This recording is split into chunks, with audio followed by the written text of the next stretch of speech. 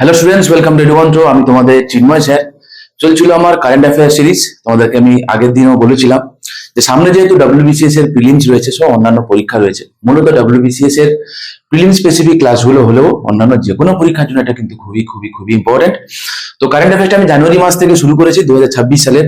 প্রত্যেক মাসে টপ 100টা করে এমসিকিউ আমি তোমাদের সাথে শেয়ার করব, এবং যেগুলো কারেন্ট অ্যাফেয়ার্স তার সাথে সাথে রিলেটেড যে জিকে যেগুলো আছে, যেগুলো কিনা নিউজে আছে। কারণ এখনকার সময় যে জিকে এবং কারেন্ট অ্যাফেয়ার্স যে প্যাটার্নটা, কারেন্ট অ্যাফেয়ার্স তো আমরা পড়ি, কিন্তু জিকে যেগুলো আছে সেগুলো কিন্তু এই কারেন্ট অ্যাফেয়ার্স যে বা কারেন্ট অ্যাফেয়ার্স এর রিলেটেড যে টপিক যেগুলো নিউজে আছে সেখান থেকে কিন্তু জিকে গুলোকে ডিরাইভ করে। তো এই কারণে আমরা এগুলোকে কি করছি, ডিটেলসে আমরা আলোচনা করছি। আমি জানি যে এখানে কোয়েশ্চেনের সাথে সাথে আনসার গুলো দেওয়া আছে, তোমরা অনেকে কমেন্ট করো, কিন্তু তোমাদেরকে আমি আবারও বলে দিই যে অ্যাকচুয়ালি কোয়েশ্চেনটার আনসার কি সেটা নিয়ে খুব একটা বেশি চিন্তা করার কোনো কারণ নেই। বাই ডিফল্ট তোমরা এমনিও পাবে, আমি দিয়েও দিচ্ছি। মেন কথা হচ্ছে রিলেটেড যে ইনফরমেশন যেগুলো আছে, বেসিক্যালি এখন আমরা প্র্যাকটিস করছি থ্রু এমসিকিউ। পরে বিফোর প্রিলিমস আমি তোমাদেরকে প্র্যাকটিস সেট করাবো, সেখানে আমি কোনো রকম কোনো আনসার দেবো না, তোমরা সেখানে ট্রাই করো আনসার গুলো দেওয়ার, ঠিক আছে? এবং আগের দিনের ভিডিও তোমরা যারা দেখোনি তারা দেখে নাও, তাহলে একটা সিকোয়েন্স বজায় থাকবে। প্রত্যেকটা মাসের এক একটা সেটে আমি 50টা করে এমসিকিউ রেখেছি, টপ কোয়ালিটির এমসিকিউ যেগুলো আছে সেগুলোকে আমি রেখেছি, ঠিক আছে? তো চলো আজকে যে 50টা গুরুত্বপূর্ণ এমসিকিউ যেগুলো আছে সেগুলো বলে নেবে। আবারও বলছি যে এখানে কারেন্ট অ্যাফেয়ার্স এর সাথে সাথে রিলেটেড জিকে যেগুলো আছে, যেগুলো পরীক্ষায় আসতে পারে, সমানভাবে গুরুত্বপূর্ণ। Polity, economy, history, geography, environment, সমস্ত দিকগুলো কিন্তু কভার করে এগুলো করা, ঠিক আছে? চলো শুরু করি।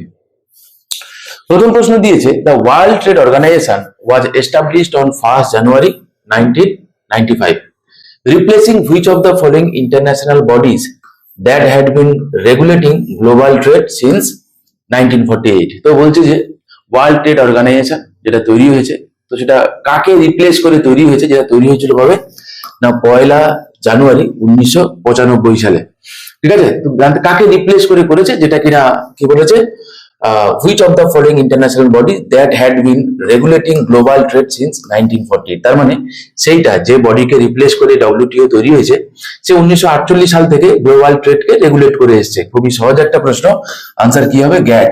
তো গ্যাটের কখনো কখনো ফুল ফর্ম জানতে চাই, দেখে রেখো, general agreement on tariffs and trade, ঠিক আছে? এটাও কিন্তু পরীক্ষায় আসার মতো কোশ্চেন, পরীক্ষায় এসে হচ্ছে। আর এর সঙ্গে রিলেটেড একটা কনভেনশন ছিল, আমাকে বলতে পারবে যে কোন সেটাকে বলা হয়? Dash round. চলো আমি বলে দিলাম, ঠিক আছে? তারপরে বেসিক্যালি এই ডব্লিউটিওটা তৈরি হয়েছিল। ওকে, অনেকগুলো বছর ধরে সেটা হয়েছিল, ফাইনালি সেই গ্যাগ বিকেম ডব্লিউটিও। আমি তোমাদের ছোট্ট একটা তোমাদের জন্য আমি সলভ করতে দিলাম যে কোন রাউন্ডের ফলে এই ডব্লিউটিও তৈরি হয়েছিল, ঠিক আছে? আচ্ছা, একটা কথা বলে দিই, ডব্লিউটিওর হেডকোয়ার্টার কোথায় রয়েছে? এর হেডকোয়ার্টার রয়েছে সুইজারল্যান্ডের জেনেভাতে রয়েছে, ঠিক আছে? আচ্ছা, এবার এই ডব্লিউটিওর কথা যদি বলে যে কাজ কি, the WTO emerge from the Uruguay round. আমি চলো না বলতে চেয়েও বলে দিলাম, negotiations and replaced GATT which had governed global trade rules since 1948. তো রাইট নাও যদি দেখা হয় যে ইন্টারন্যাশনাল ট্রেড কে এই রিলেটেড যা প্রোটোকলস আছে কে দেখে? রাইট নাও দেখে কে? ডব্লিউটিও দেখে, ঠিক আছে? পরবর্তী প্রশ্ন, India celebrates national voters day on 25 জানুয়ারি। আগের দিন আমরা করেছিলাম two commemorate the foundation of the election commission of India, ঠিক? এটা আমরা আগের দিন পড়েছিলাম, ওকে? কিন্তু আজকের প্রশ্ন কি দিয়েছে, serve as the first chief election commissioner of India হু? তো ভারতবর্ষের প্রথম চিফ ইলেকশনের কমিশনার কে ছিল? আগের দিনও আমি তোমাদেরকে বলেছিলাম, আনসার কি হয়ে যাবে? সুকুমার সেন। রাইট নাও কে আছে? এখন আছে জ্ঞানেশ কুমার। তোমরা জানো এখন এবং এই সময় ইন্ডিয়ান এক্সপ্রেসের টপ মোস্ট 100 যে ইনফ্লুয়েন্সিয়াল পার্সন আছে, সেখানে কিন্তু জ্ঞানেশ কুমারও কিন্তু ঠাঁই পেয়েছে, 30-এর মধ্যে রয়েছে, সম্ভবত 29 তার র্যাঙ্ক, ওকে? তো এবং লাস্ট কয়েক মাসে যে ব্যক্তির নাম প্রায় প্রতিদিন আমরা পেপার পত্রিকায় পড়ি, সেটা হচ্ছে আমাদের চিফ ইলেকশন কমিশনারের নাম, ঠিক আছে? তো এগুলো জেনে রাখো, পরীক্ষার জন্য কিন্তু খুব ইম্পর্টেন্ট। পরবর্তী প্রশ্ন কি বলছে, under the Indian constitution what is the retirement age for a high court জাজ? দেখো, হাইকোর্টের বিচারপতিদেরকে অ্যাপয়েন্ট করা এবং সেই রিলেটেড নিউজ হামেশাই থেকে থাকে, এবং এই কারণে আমরা দেখবো যে জিকে কে কিন্তু এই পলিটি থেকে এই জাতীয় কোশ্চেন কিন্তু প্রায় সমস্ত পরীক্ষাতেই আসে, ঠিক আছে? তো চলো, খুব সহজ একটা প্রশ্ন, তোমরা জানো আনসারটা হাইকোর্ট জাজের কথা বলেছে, সেটা হচ্ছে কি 62 বছর। যদি সুপ্রিম কোর্টের জাজ বলতো সেটা কত হতো? 65 বছর। তুলনামূলকভাবে দুই একটা এক্সট্রা কথা বলে রাখি যে হাইকোর্টের বিচারপতিদের এবং সুপ্রিম কোর্টের বিচারপতিদেরকে অ্যাপয়েন্ট করে কে? হাইকোর্ট এবং সুপ্রিম কোর্টের বিচারপতিদেরকে অ্যাপয়েন্ট করে প্রেসিডেন্ট। ঠিক আছে, কে অ্যাপয়েন্ট করে? প্রেসিডেন্ট অ্যাপয়েন্ট করে। আর একটা কথা বলে রাখি, ওথ কে পড়ায়? ওথ কে পড়ায়? সুপ্রিম কোর্টের ক্ষেত্রে পড়াবে প্রেসিডেন্ট, হাইকোর্টের ক্ষেত্রে পড়াবে কে? কনসার্ন রাজ্যের যিনি গভর্নর তিনি পড়াবেন। ঠিক আছে, কথাগুলো মাথায় রাখবে। আর একটা কথা বলে রাখি, হাইকোর্ট হোক বা সুপ্রিম কোর্ট হোক, দুজনেরই যে রিমুভালের যে গ্রাউন্ড সেটাও সমান এবং তার যে প্রসিডিয়ার সেটাও কিন্তু সমান। ঠিক আছে, এবং এরা যদি কখনো রিজাইন করতে চায় তারা রেজিগনেশন লেটার কাকে দেবে? না প্রেসিডেন্টকে দেবে। ঠিক আছে, এই ছোট ছোট কথাগুলো তোমরা একটুখানি মাথায় রেখো, পরীক্ষার জন্য কিন্তু খুবই ইম্পর্টেন্ট। চলো পরবর্তী প্রশ্ন দেখি। আগে আরেকটা কথা বলে দিই, শোনো। যদি এরকম বলে যে সুপ্রিম কোর্টের বিচারপতির সংখ্যা কে ডিসাইড করে? ঠিক আছে, দেখো এগুলো পরীক্ষায় আসে। সুপ্রিম কোর্টের বিচারপতির সংখ্যা ডিসাইড করে কে? না সুপ্রিম কোর্টের কতজন বিচারপতি থাকবে ডিসাইড করে পার্লামেন্ট। ওকে, পার্লামেন্ট। হাইকোর্টের বিচারপতির সংখ্যা কে ডিসাইড করে? সেটা হচ্ছে president. Okay, president time to time. ছোট ছোট কথা মাথায় রেখো। পরবর্তী প্রশ্ন কি বলেছে দেখা যাক। বলছে which player won the men single title at the Australian open 2026, the final Grand Slam tournament of this year, sorry, the first Grand Slam tournament, my mistake. তোমাদের ছোট্ট করে দুই একটা কথা তোমাদের বলে রাখি, তোমরা মাথায় রাখবে। সেটা হচ্ছে AFWS, মানে দেখো AFW, এতে তোমার হচ্ছে অস্ট্রেলিয়ান ওপেন, তারপরে ফ্রেঞ্চ ওপেন, তারপরে উইম্বলডন ওপেন, এবং সবার শেষে কে থাকে বলো তো? US open. সরি, এস না, এটা ইউ হবে। ঠিক আছে, সবার শেষে হবে ইউএস ওপেন। তাহলে যদি কখনো তোমাদের এরকম জানতে চাওয়া হয়, যদি কখনো জানতে চাওয়া হয় যে ক্রোনোলজিক্যালি তোমরা সাজাও, এবং এইগুলো কিন্তু আগে প্রিভিয়াসে কোশ্চেনে কিন্তু ছিল না তা কিন্তু নয়, এগুলো কিন্তু অলরেডি ছিল। এরকম কোশ্চেন প্রিভিয়াস ইয়ার এসেছে। তাহলে আবার মানে যে কোনো সময় তোমাকে জিজ্ঞাসা করতে পারে। ঠিক আছে, যে কোনো সময় জিজ্ঞাসা করতে পারে। তো বছরের শুরু হয় কাকে দিয়ে? অস্ট্রেলিয়ান ওপেন দিয়ে, তারপরে ফ্রেঞ্চ ওপেন, তারপরে উইম্বলডন, তারপরে হচ্ছে ইউএস ওপেন দিয়ে শেষ হয়। ঠিক আছে, তো বাই দা ওয়ে এই বছর অস্ট্রেলিয়ান ওপেনে মেন সিঙ্গেল জিতেছে কে? মেন সিঙ্গেল জিতেছে কার্লোস আলকারাজ। ঠিক আছে, এবং ফিমেল কে জিতেছে বলতো? এলেনা রেবেকিনা। ঠিক আছে, এলেনা রেবেকিনা, তিনি কাজাকস্তান থেকে। ওকে, কাজাকস্তানের তিনি প্লেয়ার, তো তিনি ফিমেল জিতেছেন। আর যদি পরীক্ষায় কখনো জানতে চায় যে কার্লোস আলকারাজ কোন দেশের, মাথায় রাখবে তিনি কিন্তু স্পেনের। ঠিক আছে, পরবর্তী প্রশ্ন চলো। Based on the Henley Passport Index 2026, what is India's global ranking for passport strength? তো রাইট, লেটেস্ট যে রিপোর্ট যা বেরিয়েছে, ইন্ডিয়ার র্যাঙ্ক কত? 80।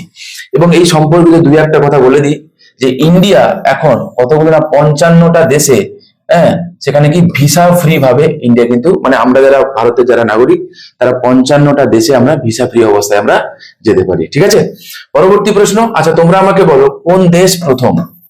ঠিক আছে, কমেন্ট করে জানিও।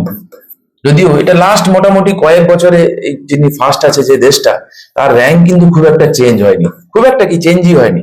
ঠিক আছে, চলো এটা ফার্স্ট যে দেশটা আছে একটা এশিয়ান কান্ট্রি। ঠিক আছে, এটাই ক্লু দিলাম। তোমরা বলো যে হেনলি পাসপোর্ট ইন্ডেক্সে টপ করেছে কোন দেশ? পরবর্তী প্রশ্ন। The defence research and development organisation recently tested MPATGM. Okay, MPATGM in Maharashtra. What does MPATGM stands for? ঠিক আছে, এটা কিন্তু খুবই ইম্পর্টেন্ট, খুবই ইম্পর্টেন্ট, খুবই ইম্পর্টেন্ট, কারণ ইন্ডিয়া আস্তে আস্তে ডিফেন্সের দিকেও কিন্তু আত্মনির্ভর ভারতের কথা। লাস্ট যে আমাদের যে স্বাধীনতা দিবসে, সেদিনও কিন্তু আমাদের দেশের প্রধানমন্ত্রী ডিক্লেয়ার করেছে কি মিশন সুদর্শন চক্র। তোমাদের নিশ্চয়ই মনে আছে যে আমরা চাইছি কি যে ডিফেন্সেও আস্তে আস্তে আত্মনির্ভরের দিকে আমরা এগোবো 2047 সালের মধ্যে। তাহলে MPATGM এর ফুল ফর্ম কি জানতে চেয়েছে? M for man portable anti tank guided missile. কোথায় আছে? কোথায় আছে? Man portable anti tank guided missile. ঠিক আছে, A is the right answer. এটা মাথায় রাখবো। এবং এটা আর একটা কারণে আমরা মাথায় রাখবো যে it is a third generation fire and forget system with top attack capability, এবং এটা কিন্তু ইন্ডিজেনাসলি বিল্ড। এই কথাটাও কিন্তু আমরা মাথায় রাখবো। ঠিক আছে, চলো পরবর্তী প্রশ্ন দেখি। বলছে match India's missile testing centre with their respective states. Integrated test range ITR কোথায় রয়েছে, পোখরান কোথায় রয়েছে এবং শ্রীহরিকোটা কোথায় রয়েছে, এই তিনটে ম্যাচ করতে বলেছে। চলো তাহলে ইন্টিগ্রেটেড টেস্ট রেঞ্জটা রয়েছে ওডিশাতে, ঠিক ওডিশাতে রয়েছে, তাহলে প্রথমে আসবে ওডিশা, তাই তো। তারপরে কি আছে, পোখরান, পোখরান কোথায় রয়েছে বলো তো, দেখো পোখরান তো রয়েছে তোমার হচ্ছে, পোখরান রয়েছে রাজস্থানে, ঠিক, তাহলে পোখরান রাজস্থানে রয়েছে। তারপরে কে রয়েছে, তারপরে আছে শ্রীহরিকোটা, শ্রীহরিকোটা রয়েছে অন্ধ্রপ্রদেশে। সো এই ইজ দ্য রাইট আনসার, ঠিক আছে। দেখো আর একবার তোমাদেরকে বলে দিই, এই যে ওডিশাতে যেটা আমরা হুইলার আইল্যান্ড বললাম, এখন কি হয়ে গেছে, এখন হয়ে গেছে আব্দুল কালাম আইল্যান্ড, তোমরা নিশ্চয়ই জানো। পোখরান, পোখরান 1, পোখরান 2, এই যে পোখরানে মিসাইল টেস্ট হয়েছিল, 1টা হয়েছিল 1974 ইন্দিরা গান্ধীর সময়, এবং পোখরান 2 হয়েছিল 1998, ঠিক আছে। অপারেশন স্মাইলিং বুদ্ধ এবং অপারেশন শক্তি, ঠিক আছে, এই দুটো ছিল, আমরা মনে রাখবো, এগুলো কিন্তু পরীক্ষায় আসা প্রশ্ন, পরীক্ষায় আবারও আসবে। ওকে, আচ্ছা নেক্সট আসো। আচ্ছা কখনো কখনো এমনও জানতে চাই যে অন্ধ্রপ্রদেশে যেটা রয়েছে না, এটা কি রয়েছে, এটা শ্রীহরিকোটা, ঠিক, এর এর অক্ষাংশ ভ্যালু কত জানতে চাই, তো মাথায় রাখবো আমরা 13 ডিগ্রি নর্থ। কত ডিগ্রি বললাম আমি, 13 ডিগ্রি নর্থ, ঠিক আছে। এর হচ্ছে ল্যাটিচুডিনাল এক্সটেন্ড হচ্ছে কত, 13 ডিগ্রি নর্থ, ঠিক আছে। চলো পরবর্তী প্রশ্ন। Tripura, Manipur and Meghalaya recently celebrated their foundation day on 21st January. On which year did these three territories become full-fledged state? খুবই ইম্পর্টেন্ট কোশ্চেন। আচ্ছা ফুল-ফ্লেজড স্টেটের কথা কেন বলবো, আগে কি ছিল না? Answer is no. দেখো ত্রিপুরা এবং মণিপুর ইন্ডিয়ান ইউনিয়নে যোগ দিয়েছিল 1949-এ, এবং আমরা 1956-এ স্টেট রিঅর্গানাইজেশন অ্যাক্ট দিয়ে ত্রিপুরা এবং মণিপুরকে আমরা ইউনিয়ন টেরিটরি স্ট্যাটাস দিয়েছিলাম। ওকে, রইল বাকি কে, মেঘালয়। মেঘালয় হচ্ছে আসামের আন্ডারে না, একটা অটোনোমাস একটা স্টেট ছিল, আসামের আন্ডারে, ঠিকই শুনছো, ডিস্ট্রিক্ট নয় স্টেট ছিল। ওকে, তারপরে 1972 সালে আমরা কি করি, এই তিনটেকে আমরা কি করি, ডিক্লেয়ার করে দিই ফুল ফ্লেজ স্টেট। তার জন্য একটা অ্যাক্ট পাস করা হয়, সেই অ্যাক্টের নাম হচ্ছে north eastern areas reorganisation act of 1971, ঠিক আছে। মাথায় রাখবো, এগুলো ইন্টারভিউ এর জন্য ভেরি মাচ ইম্পর্টেন্ট। কিছু কিছু আমাদের স্টুডেন্টকে জিজ্ঞাসা করেছিল এই নর্থ ইস্টের এই সমস্ত গল্প, ঠিক আছে, অল্প বিস্তর করে পড়ে রেখো, এগুলো কিন্তু খুব ইম্পর্টেন্ট, ঠিক আছে। চলো পরবর্তী প্রশ্ন কি বলছে, to strengthen India's private space ecosystem, the country's first integrated private satellite manufacturing unit was recently launched in which city? This is very much important, very much important, very much important. কি বলেছে, country's first integrated private satellite manufacturing unit, ভালো করে বোঝো, এটা কোথায় আছে জানো, এটা আছে গুজরাটের সানন্দে, ঠিক আছে। India's first integrated private satellite manufacturing unit কোথায় হচ্ছে, গুজরাটের সানন্দে, ঠিক। চলো পরবর্তী প্রশ্ন। During the 77th Republic day parade, Bactrian CAMELS made their first ever appearance, এটাও কিন্তু হিস্টোরিক্যালি খুবই important. This critically rare double humped camels are native to which region of India? আশা করি তোমরা বুঝতে পারছো, তোমরা যারা লাদাখে যারা বেড়াতে যাও তারা নিশ্চয়ই এটা দেখেছো, তাই না? তো কোথায় আছে, কোথায় পাবো আমরা, সেটা পাওয়া যায় কোথায়, নুব্রা ভ্যালিতে। রানোর কাছে এক ধরনের ক্যামেল পাবো, সেটাকে ওই খাড়িয়া ক্যামেল বলে, বুঝতে পারলে কি বললাম আমি, খাড়িয়া ক্যামেল। এবং এটা ইউপিএসসি তে আসা একটা প্রশ্ন ছিল, যতটুকু আমার মনে পড়ে 2016 কি 2015 সালে ইউপিএসসি প্রিলিমস এই কোশ্চেনে জানতে চেয়েছিল। এবং এই খাড়িয়া ক্যামেলের একটা বিশেষত্ব কি জানো, এরা হচ্ছে ম্যানগ্রোভ খায়, একদমই ঠিক শুনছো, এরা হচ্ছে ম্যানগ্রোভ খায়, এবং এইগুলো ইউপিএসসি তে জানতে চেয়েছিল। অল্প বিস্তর আমরা জেনে রাখবো, পরীক্ষার জন্য খুবই ইম্পর্টেন্ট। তাহলে এটা কোথায় দেখতে পাবো, দেখতে পাবো নুব্রা ভ্যালিতে, ঠিক আছে, কোথায়, লাদাখের নুব্রা ভ্যালিতে। ওকে, চলো পরবর্তী প্রশ্ন দেখি।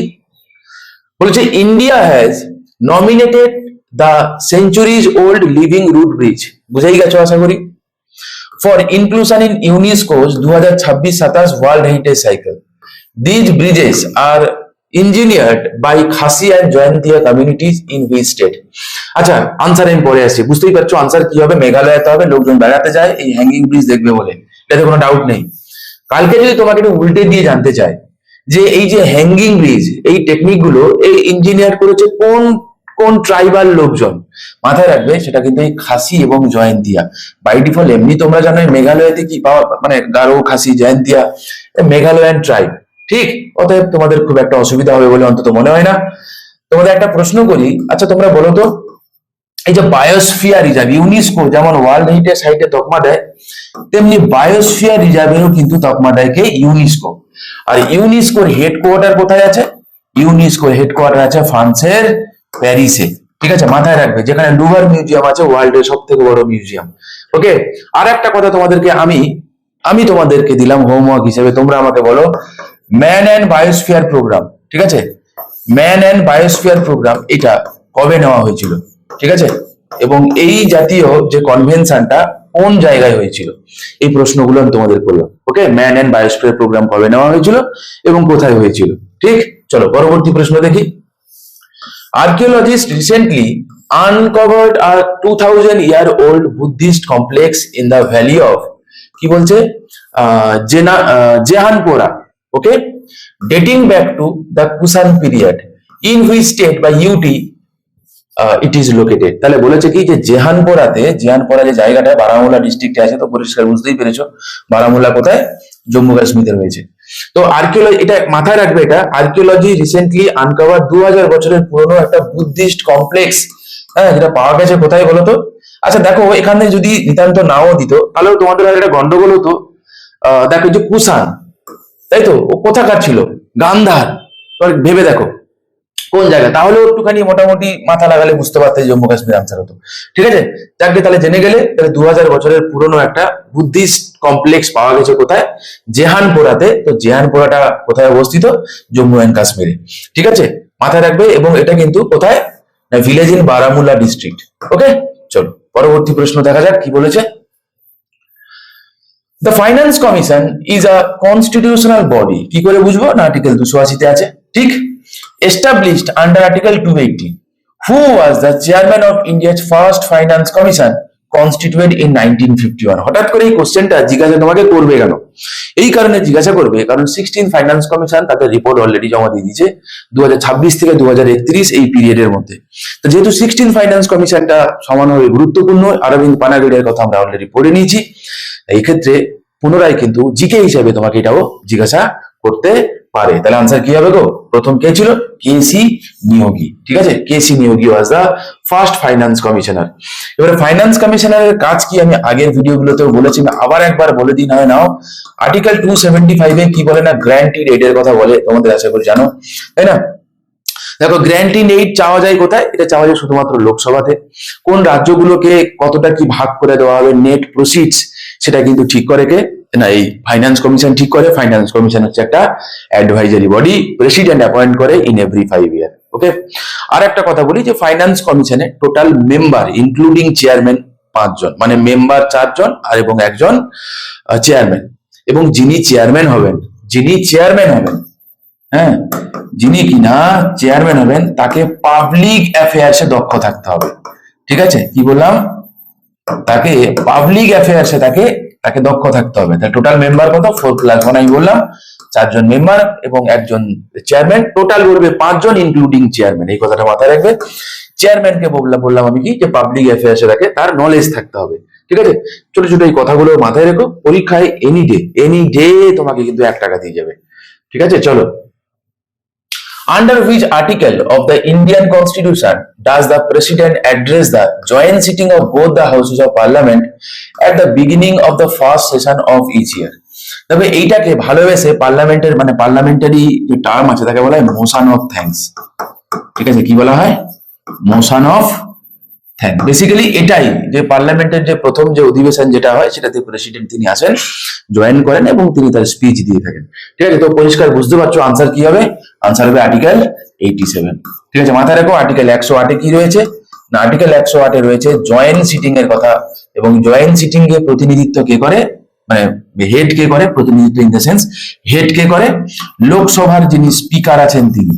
ওকে, আর তিনি যদি না থাকেন তাহলে ডেপুটি স্পিকার অফ লোকসভা, যদিও ডেপুটি স্পিকার এখন নেই, তোমরা জানো এখন লোকসভা ফাঁকা রয়েছে ডেপুটি স্পিকার, আর তিনি যদি না থাকে তো ডেপুটি চেয়ারম্যান, ঠিক আছে, ডেপুটি চেয়ারম্যান অফ রাজ্যসভা তিনি প্রতিনিধিত্ব করবেন। এই ক্রোনোলজিটাও মাথায় রাখো, পরীক্ষায় এনি ডে তোমাকে জিজ্ঞাসা করতে পারে। চেয়ারম্যান কিন্তু এক্ষেত্রে হবে না। ঠিক আছে, কেন হবে না চেয়ারম্যান? কারণ চেয়ারম্যান হচ্ছে একজন নন মেম্বার। ঠিক আছে, চেয়ারম্যান একজন নন মেম্বার, এই জন্য হবে না। ওকে, মাথায় রাখবে। আর আর্টিকেল 112-তে কি রয়েছে? অ্যানুয়াল ফাইন্যান্সিয়াল স্টেটমেন্ট, ভালোবেসে যাকে আমরা বাজেট বলে ডাকি। ঠিক আছে, চলো পরবর্তী প্রশ্ন কি বলছে। According to the export preparedness index, তাই তো, যেটাকে ইপিআই বলা হয়, 2024 released by NITI Aayog, which major state secure the first rank. তো বলছে এক্সপোর্ট প্রিপেয়ার্ডনেস ইন্ডেক্সে। আচ্ছা, প্রথমত বলি কোশ্চেনটাও একটা ইটসেলফ একটা কোশ্চেনের আনসার। কি করে বুঝলাম? না, যে এক্সপোর্ট প্রিপেয়ার্ডনেস ইন্ডেক্স কে রিলিজ করে? তাহলে নীতি আয়োগ রিলিজ করে, এটুকু তো আমরা জানলাম। আমরা দেখো, আমি আবারও তোমাদেরকে বলছি যে আনসারের পেছনে ছুটবে পরে, এখনো অব্দি হয়নি, যাবো, চিন্তা করার কোনো কারণ নেই। আগে আমরা এগুলো পড়ি আগে, তারপর যখন সময় আসবে লিখতে লিখতে থাকো, পড়তে পড়তে থাকো, যেগুলো আমি তোমাদেরকে বলছি। একটু ভরসা রাখো, বড় কথা হচ্ছে এটা। তা NITI Aayog which major state secure the first rank, তো বলছে কোন রাজ্য ফার্স্ট র্যাঙ্ক করেছে? তো লজিক কি বলে? আনসার হবে কি? মহারাষ্ট্র হবে আনসার। ঠিক আছে, এবং তোমাদের ছোট্ট কথা বলি, অ্যাকর্ডিং অ্যাজ পার জিডিপি, বুঝতে পারলে, as per GDP last report বেরিয়েছে, সব থেকে কোন রাজ্যের জিডিপি বড় জানো? সেটা হচ্ছে মহারাষ্ট্রের। কিন্তু অ্যাজ পার গ্রোথ, তাহলে সেক্ষেত্রে দেখা যাবে কি মহারাষ্ট্র কিন্তু টপে নেই। সাউথ ইন্ডিয়ার একটা রাজ্য রয়েছে, তোমরা আমাকে বলবে সেই রাজ্যটার নাম কি। ঠিক আছে, মাথায় রাখবে ছোট ছোট কোশ্চেন, যেগুলো আমি বলছি, যে ইনফরমেশন গুলো আমি তোমাদেরকে দিচ্ছি, অল্প অল্প করে লিখতে থাকো। এগুলো কিন্তু পরীক্ষায় আসবে, স্পেসিফিক্যালি প্রিলিমসে যদি নাও আসে, ডাব্লিউবিসিএস এর মেন্সে তো এই জাতীয় কোশ্চেন তো এসেইছে, তোমরা প্রিভিয়াস ইয়ার ঘাটলেই দেখতে পাবে। ওকে, চলো পরবর্তী প্রশ্ন দেখি। আচ্ছা, বাই দা ওয়ে, তো এক্সপোর্ট প্রিপেয়ারনেস ইন্ডেক্সে আফটার মহারাষ্ট্র তারপরে কে কে রয়েছে? ফলোড বাই তামিলনাড়ু এবং গুজরাট। ওকে, চলো পরবর্তী প্রশ্ন। বলছে India has launched the official logo and website for BRICS presidency in 2026। এটা ইটসেলফ একটা আবার জিকে, কি sorry current affair, GK current একই। কি বলছে দেখো, 2026 সালে তোমরা জানো নিশ্চয়ই যে ব্রিক্স গোষ্ঠীভুক্ত দেশগুলোর যে মানে মিটিং, অ্যানুয়াল মিটিং, সেটা ইন্ডিয়া এবারে হোস্ট করতে চলেছে। হ্যাঁ, সেটাই বলেছে, India has launch the official logo and website for BRICS presidency 2026। তোমরা অলরেডি জানো যে ইরান অলরেডি বলেছে যে যেহেতু ইন্ডিয়া এবছর ব্রিক্স প্রেসিডেন্সি হেড করবে, তো ইন্ডিয়ার বিবৃতি কি, মানে ইন্ডিয়া বিবৃতি দিয়েছে যে ব্রিক্স কান্ট্রিভুক্ত দেশগুলোর ইরান সম্পর্কে তাদের বিবৃতি কি, যৌথ বিবৃতি ইরান চেয়েছে। এবারে এখনো পর্যন্ত কোনো বিবৃতি দেয়নি। লাস্ট 2-3 দিন আগে করে রিপোর্ট, মানে নিউজ তোমাদের সঙ্গে আমি শেয়ার করলাম। যদি নিয়ার ফিউচারে কিছু আসে আমি তোমাদের সঙ্গে নিশ্চয়ই সেটা শেয়ার করব। ওকে, বেশ। গল্প কি বলেছে? বলছো what is the theme for India's Presidency, যে এই বছর ইন্ডিয়ার থিম কি রয়েছে। দেখো, এই বছর ইন্ডিয়ার থিম রয়েছে building for resilience, innovation, cooperation and sustainability. ঠিক আছে, এটাই রয়েছে এবছর থিম, মানে ইন্ডিয়ার থিম রয়েছে এটা। স্বাভাবিক যে আমরা যেহেতু হোস্ট কান্ট্রি, তো হোস্ট কান্ট্রি হিসাবে আমরা ঠিক করেছি এবছর থিম তাহলে কি রয়েছে? Building for resilience, innovation, cooperation and sustainability. ঠিক, চলো পরবর্তী প্রশ্ন দেখা যাক। দা কালাই টু হাইড্রো পাওয়ার প্রজেক্ট, দেখো তোমাদের যদি কিরু হাইড্রো পাওয়ার প্রজেক্ট কোথায় অবস্থিত জানতে চায়, তাহলে কালাই টু হাইড্রো পাওয়ার প্রজেক্ট না জানতে চাওয়ার মতো কিছু নেই। কেন কিছু নেই? কারণ বেটা এমন একটা জায়গা অবস্থিত, সেটা ইটসেলফ ভেরি মাচ ইম্পর্টেন্ট। ইউপিএসসির খুব ফেভারিট একটা জায়গা, এখান থেকে মাঝে সাঝেই কোশ্চেন আসে, ডাব্লিউবিসিএস জিজ্ঞাসা করতেও পারে, কারণ এটা অলরেডি নিউজে রয়েছে। ঠিক আছে, তো বলেছে Kalai two hydro power project which recently receive environmental clearance is located in basin of the. দেখো, এইটা নিয়ে প্রচুর ডিবেট হয়েছে, জানো তো, মানে এটা হওয়ার ফলে ওখানকার এনভায়রনমেন্ট বলছে যে ক্রিটিক্যাল জায়গায় যাবে, তো খুব অনেক টানাপোড়েনের পরে ফাইনালি ছাড়পত্র পেয়েছে। তো এই জন্য এটা খুবই ইম্পর্টেন্ট, নিউজে ছিল, বহুবার নিউজে ছিল, বারবার ঘুরে ঘুরে ঘুরে ঘুরে এসছে। তো জানতে চেয়েছে এটা কোথায় রয়েছে, তাই তো, এটা রয়েছে লোহিত নদীর ওপর। ঠিক আছে, লোহিত নদীর ওপর, কারণ লোহিত হচ্ছে একটা left bank tributary of Brahmaputra. ঠিক আছে, যেটা জয়েন করেছে কোথায়? আসামে। মাথায় রাখবে, এটা মাথায় রাখবে। আচ্ছা, তোমাদের যদি আমি একটা খুব ছোট্ট এবং সাদামাটা একটা প্রশ্ন করি, তোমরা একটা আনসার দিও তো। আমার প্রশ্ন হচ্ছে, ব্রহ্মপুত্রের ডান তীরে এবং বাম তীরে যে কটা উপনদীগুলো আছে তার নামগুলো কি কি? ঠিক আছে, ছোট্ট করে তোমরা যদি আমাকে মনে করো কমেন্ট করবে না, চলো ইটস ওকে, কমেন্ট তোমাকে করতে হবে না, তুমি তোমার খাতাতে এগুলো লিখে রাখো। আমি বলছি, দেখো তুমি চাইলে ইন্ডিয়ান জিওগ্রাফি তো তুমি পড়ো, তাতে কোনো আপত্তি নেই, এরকম করে পড়লে তোমার কারেন্ট অ্যাফেয়ার্সটাও স্ট্রং হবে, জিকেটাও স্ট্রং হবে প্যারালালি। ওকে, আর ডাব্লিউবিসিএস এ কিন্তু প্রিলিমস এর জিকে কারেন্ট অ্যাফেয়ার্স আছে, কিন্তু আলাদা করে জিকে বলে তো কিছু হয় না, সেই তো ইন্ডিয়ান মানে Indian geography, polity, economy, history এগুলোই আমাদেরকে পড়তে হয়। প্যারালালি ওয়ার্ল্ডের কিছু ঘটনা আমাদেরকে জেনে রাখতে হয়, এই সবটাই জিকেরই পার্ট। ঠিক আছে, চলো, তোমার যদি পারো, যদি মনে করো তুমি কমফোর্টেবল, চাইলে তুমি কমেন্ট করতে পারো, যদি না মনে করো যে তুমি you are not comfortable, it's okay, তুমি তোমার খাতাতে লিখে রেখো। কি বললাম আমি? ব্রহ্মপুত্রের ডান তীরের এবং বাম তীরের উপনদীগুলোর নাম কি? আর একটা কথা তোমাকে বলি, বারাক কি ব্রহ্মপুত্রের ট্রিবিউটারি? খালি হ্যাঁ কি না, ইউপিএসসি তে প্রিভিয়াস ইয়ারে প্রিলিমসে জানতে চেয়েছিল। ঠিক আছে, চলো, তোমরা যারা সিরিয়াস অ্যাসপিরেন্ট আছো, আমি নিশ্চিত তোমরা এই কথাগুলো শুনবে, মন দিয়ে শুনবে কিনা জানি না, শুনবে। এগুলো অলরেডি পরীক্ষা এসে গেছে, ঠিক আছে। আর সামনের আপকামিং এক্সাম গুলোতে যেগুলো অলরেডি এসে গেছে তার উপর বেস্ট করেই তো আমরা আসে, জেনারেলি তাই হয়ে থাকে, কিন্তু কোশ্চেন গুলোর ধরন একটু বদলে যাচ্ছে। হ্যাঁ, তো সেইগুলো একটুখানি কোপ আপ করে পড়তে হবে, এটাই তো আমাদের কাজ। বলছে project tiger was launched in 1973। চলো, এটা একটা জিকে, এটা আমরা জানি যে প্রজেক্ট টাইগার লঞ্চ হয়েছিল 1973 সালে, তাই না? প্রজেক্ট টাইগার প্রথম লঞ্চ হয়েছিল কোথায় বলতো? যদি বলে কোন ন্যাশনাল পার্কে, সেটা হচ্ছে হেইলি ন্যাশনাল পার্ক, আগে যার নাম ছিল, এখন তার নাম হয়ে গেছে কি জিম করবেট ন্যাশনাল পার্ক। কোথায় রয়েছে? উত্তরাখণ্ডে রয়েছে। কোন নদীর তীরে রয়েছে এই জিম করবেটটা? সেটা রয়েছে, মাথায় রাখবে, রামগঙ্গা নদীর তীরে। কি বললাম আমি? কোন নদীর তীরে? রামগঙ্গা নদীর তীরে। রামগঙ্গা নদী ইজ ভেরি বিউটিফুল, খুব সুন্দর। তোমরা যদি কখন উত্তরাখণ্ড যাও, দেখতে পাবে, মানে যাবে আর কি, তো রামগঙ্গা নদীর তীরেই রয়েছে। ঠিক আছে, চলো। বাই দ্য ওয়ে, কি জানতে চেয়েছে? To protect India's tiger population, which one of the following was the first tiger reserve in India? আমি এটাই এক্সপেক্ট করছিলাম। আচ্ছা, তাহলে আনসার কি হবে গো?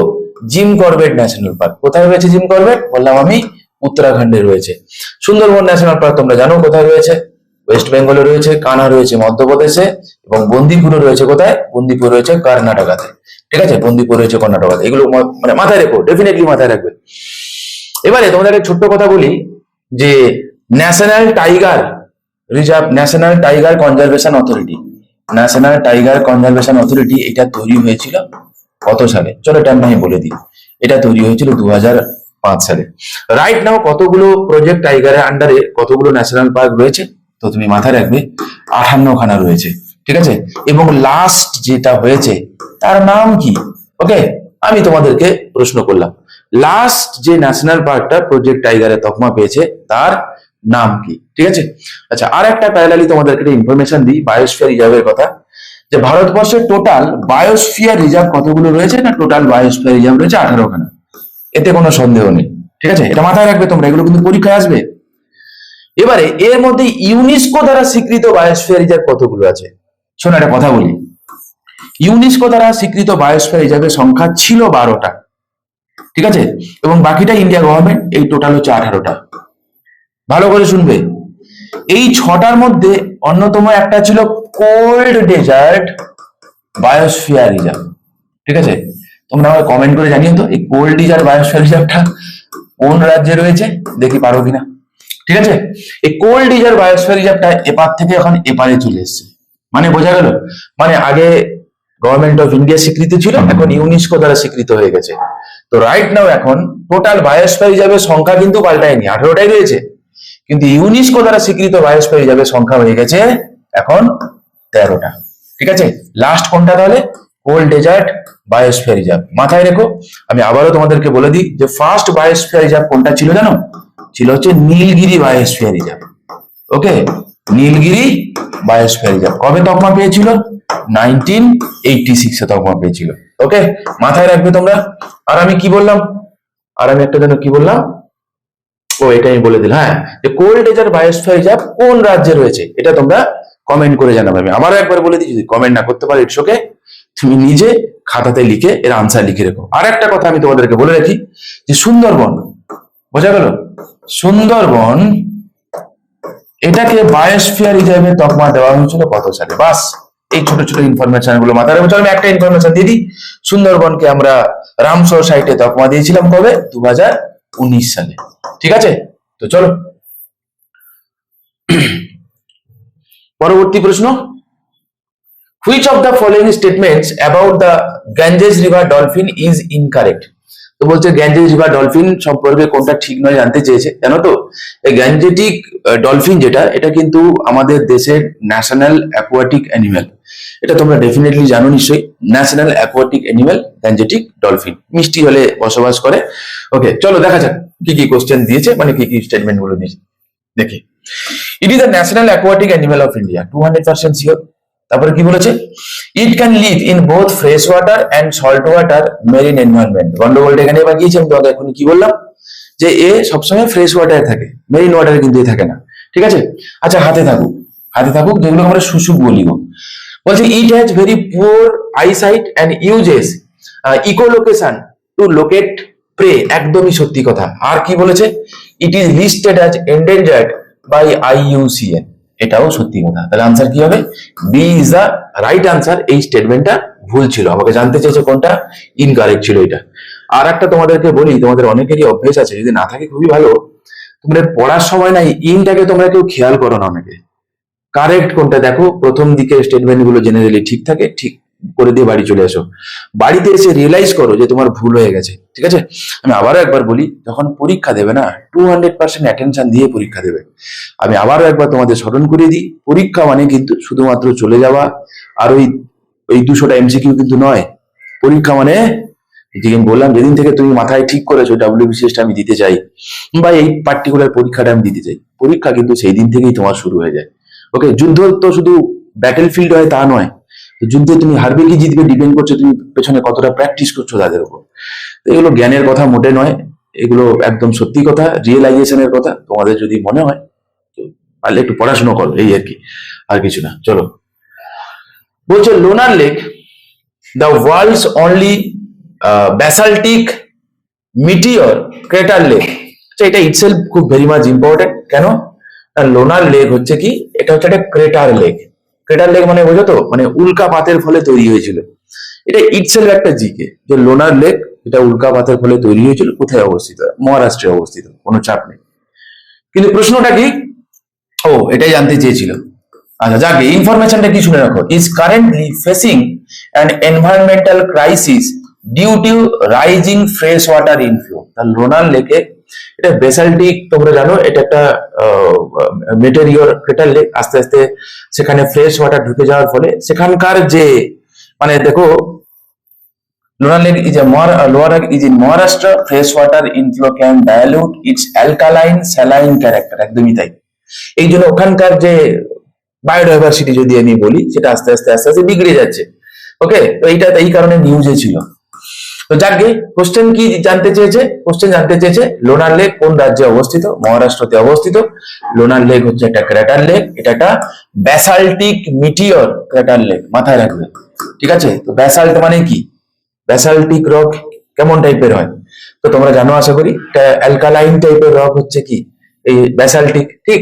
তো যাকে, তো আস্তে আস্তে জল ঢুকে যাচ্ছে বলে, তো সেখানে আস্তে আস্তে সেই জায়গাটার যে ইকোলজি বলো, এখানকার যে লেকের যে কন্ডিশন, সেখানে প্রচুর পরিমাণে মাইক্রোবসও পাওয়া যায়, সেগুলো কি হয়েছে, আস্তে আস্তে বিগড়ে যাচ্ছে। তো এই কারণে নিউজে ছিল, তোমাদেরকে কোশ্চেনেও করেছিল। চলো পরবর্তী প্রশ্ন দেখি। Two reflect updated consumption patterns, the National Statistical Office is transitioning to a new base year for the Consumer Price Index series. What will be the new base year? এটা যে কি লেভেলের ইম্পর্টেন্ট আমি বলে বোঝাতে পারবো না। WBCS এর মতো পরীক্ষায় CPI, WPI, ইনফ্লেশন, এই সমস্ত জায়গা থেকে প্রত্যেক বছর প্রায় কম বেশি কোশ্চেন দেয়, প্রিলিমসেও দেয়, মেন্সেও দেয়। এই কোশ্চেন গুলো কিন্তু শুধুমাত্র প্রিলিমস স্পেশাল, সামনে প্রিলিমস বলে পড়াচ্ছি তা নয়, মেন্সের জন্য ঠিক সমানভাবে গুরুত্বপূর্ণ। এটা কন্টিনিউ আমি করে যাবো, তোমরা যারা সিরিয়াস অ্যাসপিরেন্ট তোমরা তারা দেখো। ওকে, তো জানতে চেয়েছি, দেখো আগে আমাদের বেস ইয়ার ছিল 2011-12, ঠিক, সেটা এখন চেঞ্জ হয়ে 2023-24 হয়ে গেছে। ওকে, তাহলে আনসার কি হবে 2024। এবং তোমাদের ছোট্ট ইনফরমেশন দিই, এই সিপিআই এর ক্ষেত্রে গুডস এবং সার্ভিসের যদি আমি কথা ধরি না, মাথায় রাখবে গুডস এর ওয়েটেজ কিন্তু এখন কমানো হয়েছে, বুঝতে পারলে, সার্ভিসের ওয়েটেজকে বাড়ানো হয়েছে। এবং শুধু ওয়েটেজ কমায়নি, নাম্বার অফ কমোডিটির সংখ্যাও কিন্তু বেড়েছে, বুঝতে পারলে। তো এই যে ছোট ছোট কথাগুলো বললাম, এগুলো মাথায় রেখো, মাথায় রেখো। পরবর্তী প্রশ্ন চলো, কি বলেছে দেখে নি একটুখানি। Under the newly notified solid waste management rules 2026। আচ্ছা, এটা ইটসেলফ কিন্তু আবার একটা জিকে প্লাস ইটসেলফ, এটা আবার একটা 1 টাকার প্রশ্ন হতে পারে, যে recently solid waste management rules কবে পাবলিশ হয়েছে। ঠিক আছে, দেখে রাখো কবে পাবলিশ হয়েছে, 2026-এ বলেই দিয়েছে। ওয়েস্ট মাস্ট বি, কি বলছে, mandatorily segregated into how many streams at the source. তো বলছে যে according to recent waste management rules, যেটা 2026 সালে পাস হয়েছে, সেই অনুযায়ী ওয়েস্ট গুলোকে আমরা কতগুলো ক্যাটাগরিতে ভাগ করেছি। ঠিক আছে, মাথায় রাখবে আমরা 3টে ক্যাটাগরিতে ভাগ করেছি, একটা হচ্ছে ওয়েট, একটা ড্রাই এবং আরেকটা হচ্ছে হ্যাজার্ডাস। ঠিক আছে, ওয়েট, ড্রাই এবং হ্যাজার্ডাস মাথায় রাখবে। পরবর্তী প্রশ্ন চলো। In the Responsible Nations Index 2026, which evaluate countries on ethical governance and sustainability, which nation succeeded the top position? তো জানতে চেয়েছে যে এথিক্যাল, কোথায় গেল, হ্যাঁ, রেসপন্সিবল নেশনস ইন্ডেক্স RNI 2026-এ টপ করেছে কোন দেশ? ঠিক আছে, টপ করেছে সিঙ্গাপুর। ঠিক আছে, ইন্ডিয়া র্যাঙ্ক করেছে 16th অ্যাজ পার, তো মোটামুটি লাস্ট যা আমাদের যা ডিটা ছিল সেই অনুযায়ী ইন্ডিয়া র্যাঙ্ক ছিল কত, 16তম ছিল। ঠিক আছে, পরবর্তী question. The United Nations has declared 2026 as the International Year of which of the following? তো জানতে চেয়েছে এটা, দেখো international year of millet, cooperative, answer কি হবে, রেঞ্জল্যান্ডস এন্ড প্যাস্চুরালিস্ট। আচ্ছা, রেঞ্জল্যান্ডস মানে কি, মানে হচ্ছে চারণভূমি, আর প্যাস্চুরালিস্ট মানে হচ্ছে পশুপালক। ঠিক আছে, আর একটা কথা তোমাদেরকে আমি বলে রাখি ছোট্ট করে, সেটা 2026 সালকে international year of women farmer হিসেবে কিন্তু ডিক্লেয়ার করেছে, international year of women farmer. তো এই কথাগুলো আমরা মাথায় রাখবো, পরীক্ষার জন্য খুব ইম্পর্টেন্ট। কি বলছে, international year of rangelands and pastoralist focusing on sustainability, biodiversity and livelihood. চলো পরবর্তী প্রশ্ন দেখি। Retired NASA astronaut Sunita Williams holds a unique distinction in marathon history, তাই তো, হোয়াট ইজ ইট? তুমি বলবে ম্যারাথনের সঙ্গে সুনিতা উইলিয়ামস এর কি সম্পর্ক আছে? কি বলেছে, she is the oldest women to complete a marathon, না মোটে নয়। তারপর কি জানতে চেয়েছে, she ran a marathon across the continent of Antarctica, একদমই নয়। She was the first person to run a marathon in space, একদমই সত্যি কথা, this is the right answer. ঠিক আছে, মাথায় রাখবো আমরা এটা। পরবর্তী প্রশ্ন চলো। The Election Commission of India was founded on 25th January 1950, under which article of Indian Constitution is the Election Commission established? খুব বেসিক একটা কোশ্চেন, আর্টিকেল কত হবে, 324 হবে আনসার। দেখো বাকি আর্টিকেল গুলো খুব ইম্পর্টেন্ট, 280 মানে হচ্ছে ফাইন্যান্স কমিশন, তোমরা জানো। আর্টিকেল 315 মানে হচ্ছে ইউপিএসসি কথা বলেছে এবং এসপিএসসি গুলোর কথা বলেছে, এবং আর্টিকেল 356 মানে কি, স্টেট এমার্জেন্সি, হ্যাঁ, বা হচ্ছে কনস্টিটিউশনাল এমার্জেন্সি, বা এটাকে বলা হয় কি, প্রেসিডেন্ট রুল, বা failure of constitutional machinery of a state. ঠিক আছে, তো এই সব কটা কথা